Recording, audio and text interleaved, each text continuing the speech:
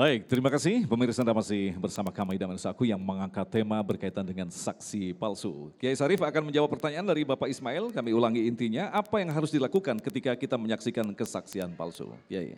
Baik, terima kasih Pak Ismail. Semua yang bersifat kepalsuan pasti menyakitkan. Gak enak banget ibu diberikan cinta palsu. Enak apa kagak? Dibeliin emas sama lakinya 10 gram, emasnya palsu.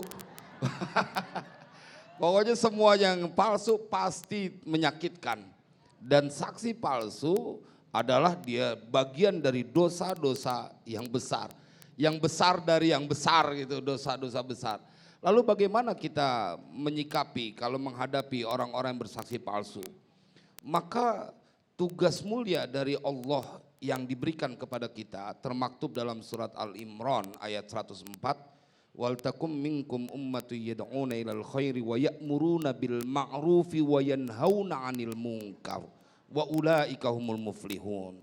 Ini kan termasuk perbuatan mungkar, perbuatan yang keji. Maka bagi mereka yang berkecimpung dalam hal berhadapan dengan orang-orang bersaksi palsu, ente kudu punya kekuatan untuk berjuang di jalan Allah mencegah kemungkaran. Berabe nih kalau orang saksi palsu.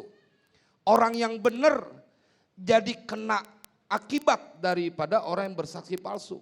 Makanya buat para penegak hukum ya, Bapak polisi dan semua yang menjadi penegak hukum dalam menyelesaikan masalah.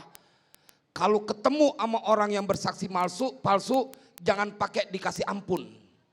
Ini orang yang paling jahat di permukaan bumi. Kenapa? Karena mereka akan melimpahkan satu dosa, satu kesalahan kepada orang yang tidak bersalah. Potensi khianat ada pada orang yang bersaksi palsu.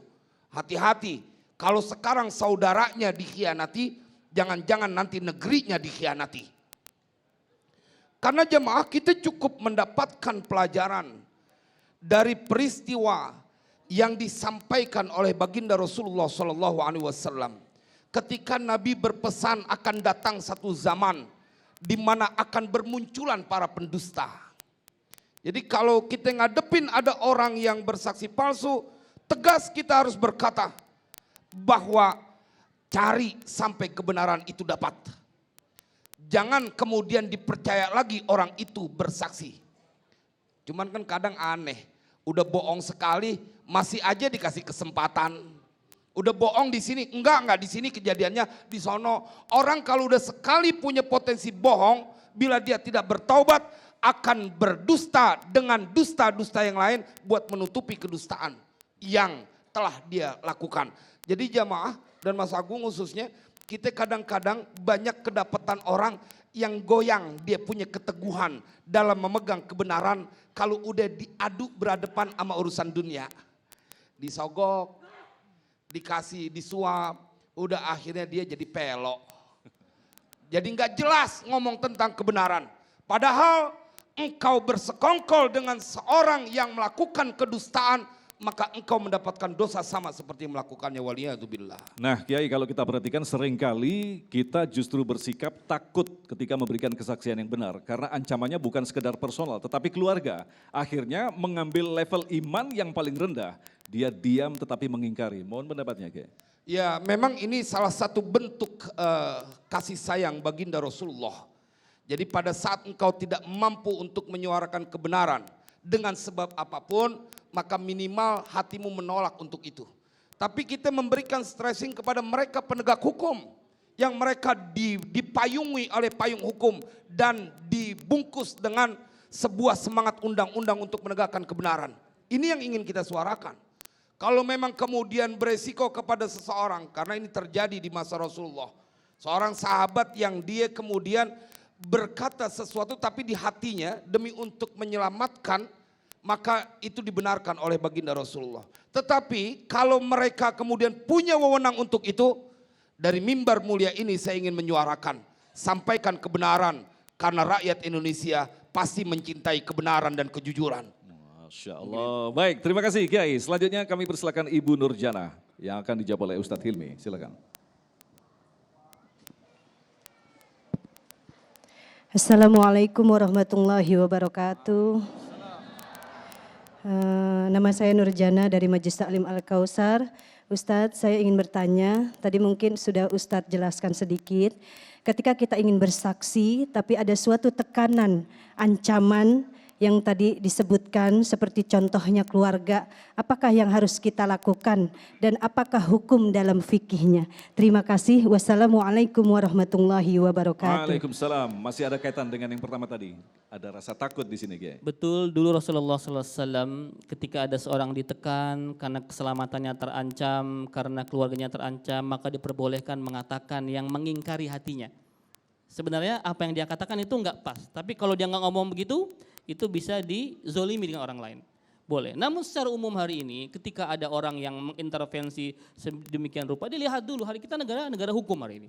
Ya, Ibu ya, ada orang mengintervensi kita untuk bersaksi palsu, laporkan saja kepada aparat. Insya Allah ya Pak Polisi ya, Pak TNI semuanya di sini, kita masih mencintai kebenaran. Apalagi sekarang era sosial media, ini yang lebih mudah.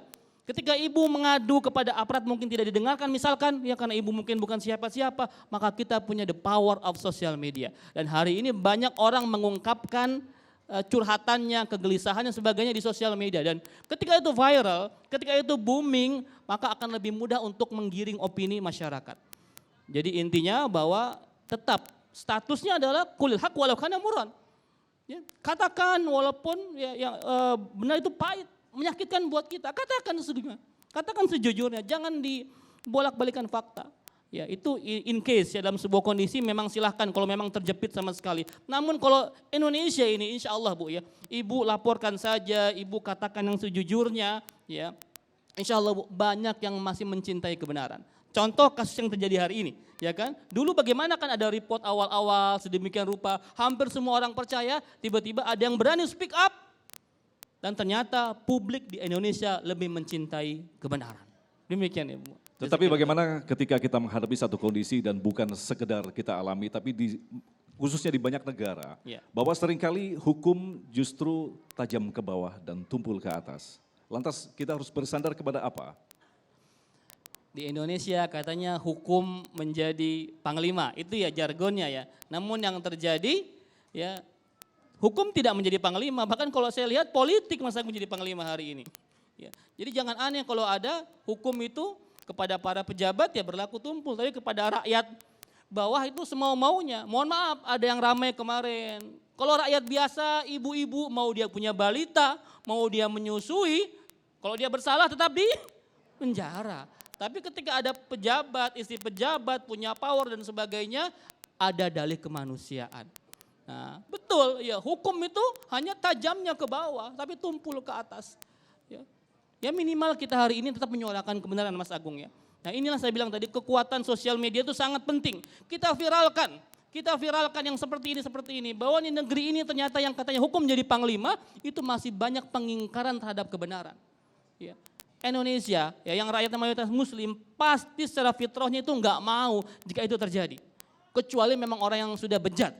Ya. Kalau kita insya Allah kalau memang ada sesuatu yang tidak adil kita akan geram Mas Agung. Kemarin saya baca kisah-kisah kumpulan ibu-ibu yang membawa balitanya ke penjara, menyusui di penjara. Masya Allah tergugah hati kita. Tapi dengan alasan yang sama kemanusiaan yang lain dibiarkan begitu saja. Ya, ini menjadi sebuah presiden buruk ya Bapak Polisi, Bapak TNI semuanya. Jangan sampai terjadi lagi ya. Pokoknya kita bermohon kepada Allah Subhanahu wa taala, semoga negeri ini Allah turunkan para pemimpin yang adil, aparat-aparat yang adil, yang berpegang kepada kebenaran, menegakkan kebenaran, amar ma'ruf nahi mungkar untuk Indonesia yang baldatun thayyibatun wa rabbun ghafur. Amin ya rabbal alamin. Nah, Kiai Sarif kalau kita perhatikan ketika hukum tidak mampu mengakomodir keadilan, akhirnya masyarakat menyerah dan melakukan pembiaran. Tapi jangan lupa bahwa pembiaran justru mengundang azab Allah. Yang terkena bukan saja orang yang melakukan kejahatan, tetapi orang yang tidak melakukan kejahatan, Kiai. Iya, bahkan Nabi telah memberikan sinyal kuat, hancur negara. Bila kemudian engkau mempunyai hukum yang hanya tajam ke bawah, tumpul ke atas. Jauh sebelum itu Nabi sudah berpesan bahwa ada kaum yang Allah binasakan dari lantaran mereka idza saraqa fihimus syarif taroku Wa idza saraqa fihimud dhaif aqamu alaihimul hadda. Apabila yang mencuri adalah orang yang mempunyai kedudukan, mereka biarin antepin, biarin dulu cari akal. Kemudian mencari berusaha untuk menutup-nutupi. Cuma buat kasus yang ada di negara kita, karena negara kita ini negara keramat ya, Allah tolongin gitu. Biar kita kagak tahu, akhirnya jadi ketahuan. Tapi kalau dibiarkan, tadi yang disampaikan oleh Mas Agung bahwa akan menyasar semua orang. Maka kita berdoa, kita berharap betul, kita dukung, kita doain bahwa masih banyak pemimpin dan pejabat kita yang mereka takut kepada Allah. Karena bila tidak ini diselesaikan sesuai dengan hukum yang disebut sebagai panglima tertinggi di negara Kesatuan Republik Indonesia, hancur nih negara. Itu sabda Nabi, akan hancur karena yang kuat akan berlaku sewenang-wenang kepada yang lemah. Itulah kemudian hadir hukum sebagai panglima di negeri ini. Maka apa yang dikhawatirkan oleh Mas Agung akan menjadi sebuah kenyataan bila kita tidak berbenah untuk memberikan ketajaman. Itu pisau yang dia ke bawah dalam hukum, dia tajam ke atas, dia kudunya lebih tajam. Kudunya lebih tajam. Ente kan pemimpin kagak pantes lagi berbuat zalim sama rakyat. Ente kan yang milih, yang biayain rakyat dari uang pajak.